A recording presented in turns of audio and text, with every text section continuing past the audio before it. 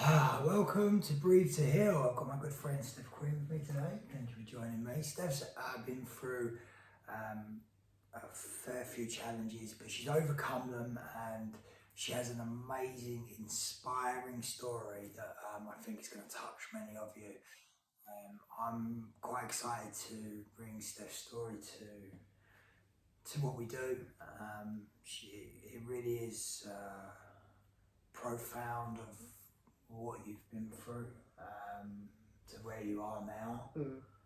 But for those of people that don't know you, just give us a little bit of an insight to who you are and what you've been through to where you are now. Yeah, cool. Well, I'm really excited to be here. Thanks for watching, everybody. The purpose today is to get my message across, to get my, it's not just about my story, I just want to help people. I've come a long way. I've been to some dark places. I know what darkness is. I know what the depths of depression and anxiety and mental health problems. I've been there. And I know what it's like to feel like you haven't got a way out. Like, I understand that feeling more than anybody. I can, I totally, yeah. Nice. So tell us a little bit about obviously what happened if you're open to talking about certain things, and how it's led you to doing your healing work that you do now. So if I look back on my life, I can't find a period of my life where it wasn't a challenge, where it wasn't a struggle, where there wasn't something going on. There was a lot of conflict. I grew up in conflict. I grew up with a lot of physical abuse from a family member. My confidence was shot to pieces. I was that nightmare child at school. I was always being suspended. I was always fighting. I had an anger problem. Oh, through the roof, through the roof. And, everybody around me kind of paid the price for that. And then, so the first sexual experience I had was 9 years of age, which is obviously a very young age to have that. And then the first time I drank alcohol, got drunk and ended up in hospital, I was only 11. And then I was groomed when I was 14 by a member at my school, and then somebody off the internet. By 16, I was well into drugs, alcohol, and escaping what I didn't understand. I didn't know what I was escaping. I just didn't feel okay. I never felt okay. And then by 18, I'd sold my body for money. 22, I was in rehab. 27, I think, I took an overdose. I was in Australia. That was the best holiday of my life. Yeah. And then in between there was lots of chaos, lots of carnage, lots of crime. I got kicks out of crime. I got kicks out of doing anything destructive. I was so destructive. It was my release. I was a whirlwind, a storm. Every relationship I had was just so unhealthy. I didn't know what a healthy relationship was with people, with food, with drugs, with alcohol. I didn't know what healthy was in any way. I didn't look after my body. Everything was just incredibly unhealthy. I got diagnosed with ADHD, I got diagnosed with anxiety, depression, and there was a few other things that categories that I fit in the medical world. Labels, yeah. I got labelled left, right and centre, and today I just want to, yes, I have been those labels, but that person is not me anymore. Not me. Amazing. What a story. So how did you get through it? Well, in my, even from an age of about 18, I was doing a lot of therapies. I did lots of different things. I did EMDR, hypnotherapy, talking therapy, CBT. Obviously I went to rehab. There was a whole host of 3 anger management programs. None of them worked. I was really violent, but everything I exploded at everything. I couldn't cope with my emotions. I couldn't cope with anything really. But I always had a drive. I always worked. I always had a drive to make money, whether it was destructive to anybody else, it didn't matter as long as I was making money, because again, I was always outreaching. I always wanted something external to make me feel better, but obviously none of that worked. It's all from the inside. It all comes from within, absolutely. So how did you So you went through a little bit of therapies. They didn't really work. no, don't get me wrong, they're all beneficial. I did take something from each and every therapy, and things would get better for a while, but I would always then manifest the same scenario that I maybe have found in my childhood would manifest in every aspect of my life. And then my turning point, I can't remember if I was 28 or 29, and well, I was not far from being 30, and I woke up on a cell floor again. And I had a bit of a light bulb moment. I thought, I can't live like this anymore. I'm nearly 30, you know, I just couldn't cope with being me. I'd taken an overdose, I'd done the destructive behaviours, so it was like I had no more escapes. Like, it didn't work, I couldn't kill myself, I have to be here for some reason. So I then turned inward. I went inward. I did my first experience with the Cambo medicine. I didn't know what I was going for. If I'm really honest with you, it was an adrenaline thing. It was a high. It was, oh, what's this? What can I try now? Like, I didn't even understand the spiritual side of it. I just thought, I'll clean up my body. Great, I've done loads of drugs. Let's get this stuff out. And then just before that, I'd read the book The Secret, Law of Attraction, and really understood what it was that I was manifesting within myself all the time. I was a victim in every scenario of my life, and I just played the victim. Yes, I wasn't responsible for my traumas and anything when I was younger, but I wasn't taking responsibility as an adult for my behaviours, and it was destructive for people around me. And then I just got to the point where I was like, I don't want to hurt any more people. It wasn't even just myself, it was that I just don't want to hurt people around me anymore. I don't know what eureka moment I had. It was the first time as well being in a cell and being treated. They treated me really well, like really, really nicely. And they were, it was like they were not on my side, but they were a lot more understanding, and I was a lot more vulnerable in that scenario than I'd ever been. I felt vulnerable. I felt like I didn't want to be alive, but I didn't want to die. I just didn't know. I was in that limbo stage. You know, I don't know what holds for me next. I've tried all these therapies, like I just wanted a magic pill. Like, you know, someone give me a magic pill. So then I was practicing The Secret. So there was things that were manifesting in my life that had never happened before. However, I was still on that teetering stage of, if I do some drugs. I mean, my drug addiction at one point, this was leading up to it, just in one day I'd have 8 spliffs, I'd have prescription drugs up to like 15 milligrams of pregabalin. Anyone that has pregabalin will know that's strong stuff. With tramadol, a bottle of Prosecco in the evening, cocaine on top of that, 2, 3, sometimes 4 times a week, bombing speed in between all of that. I managed to put a whole concoction in there. So I really didn't feel, so I kind of thought I was okay.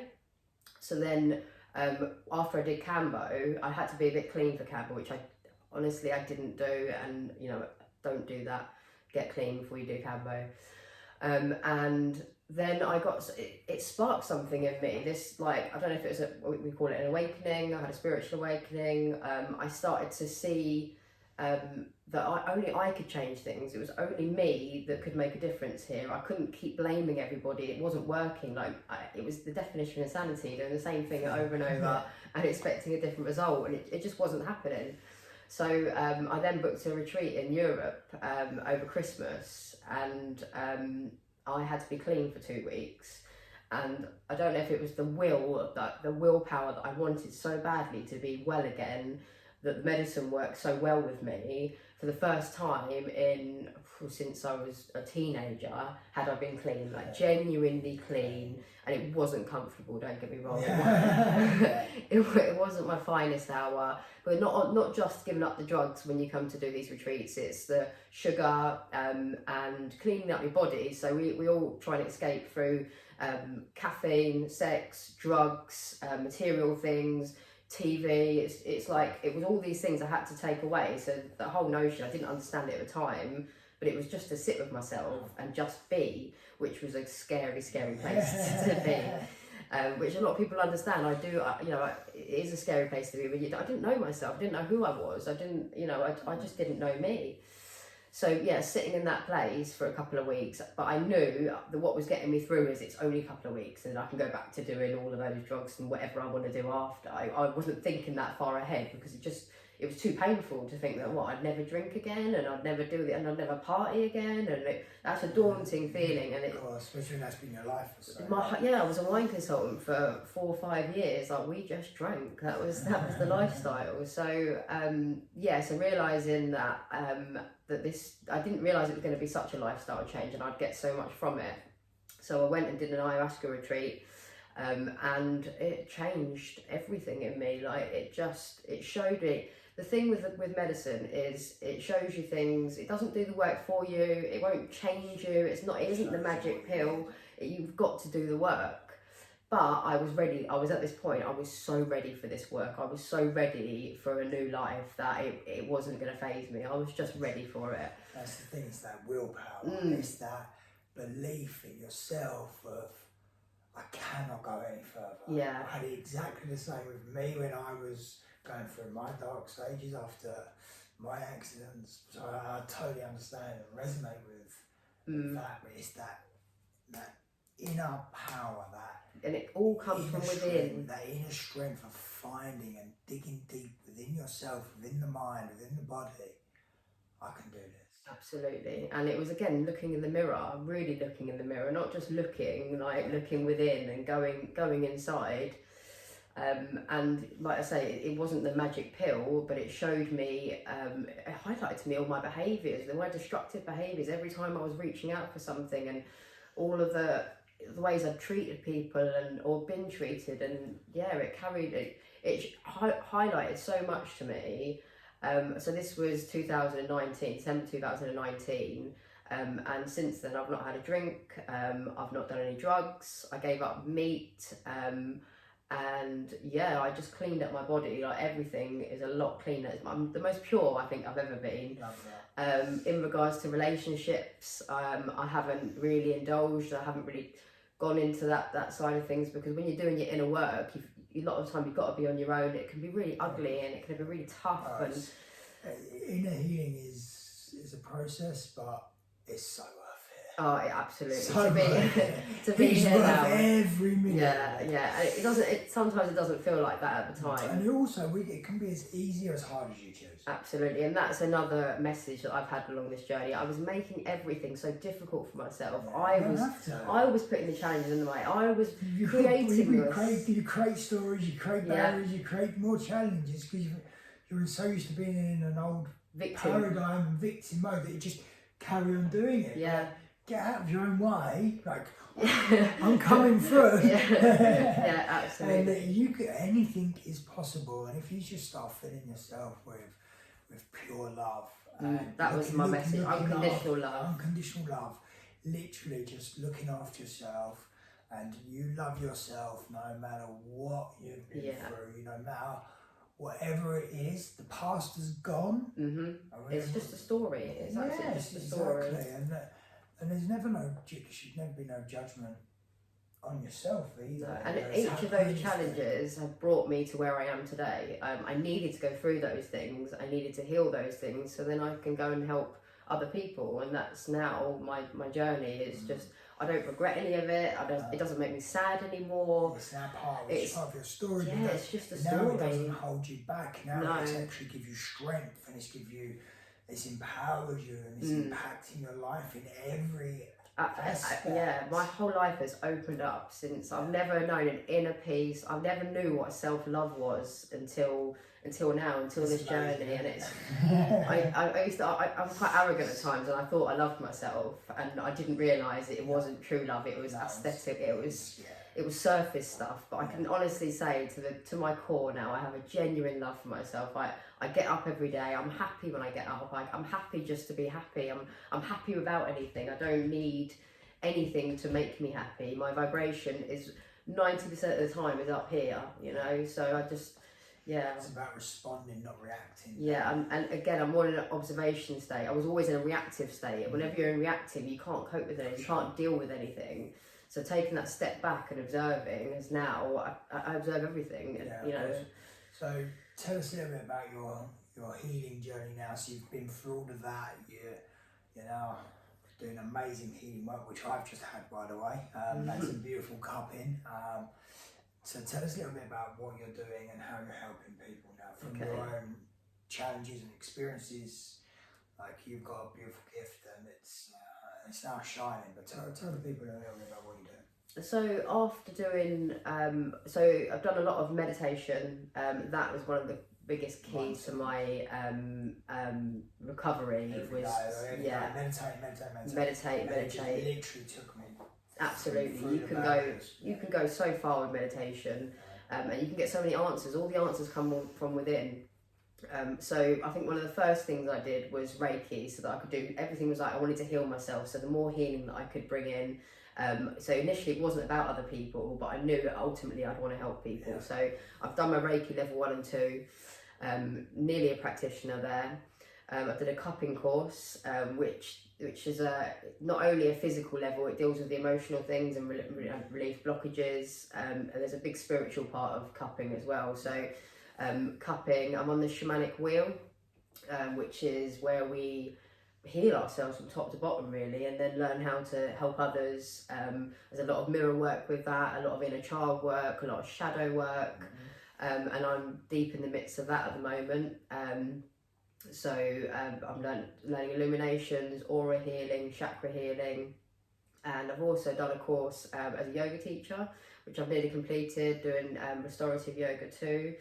And I'm currently in the midst of a breathwork course. So my aim is to start bringing all of these different things in that I've learned, and then anybody that comes to me, I can now help somebody in a really dynamic way, and I can use personalised healings to people.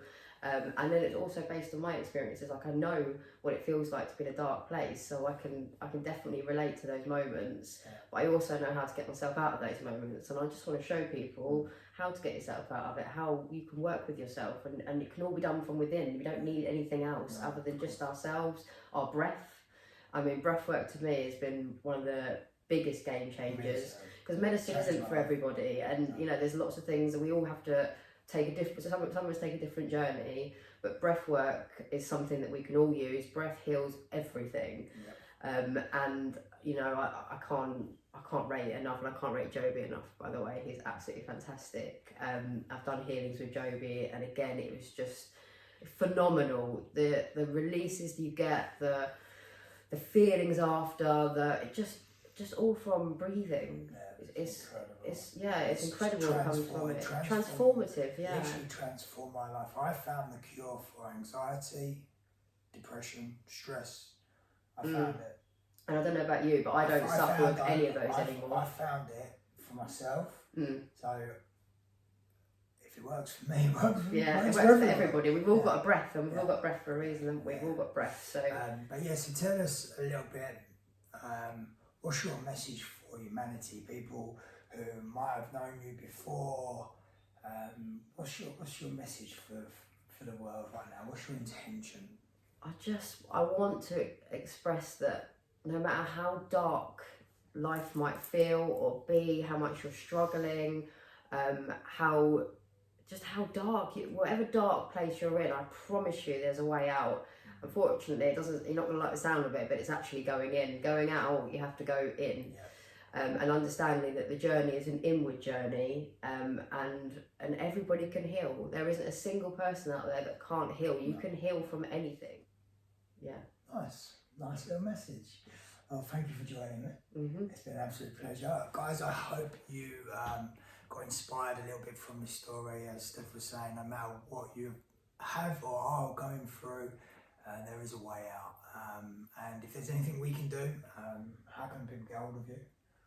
On my Instagram, Tiger Queen Cupping. Nice. I will put the links in the description. But thank you for joining us. Have a beautiful day with lots of unconditional love. See you soon, guys.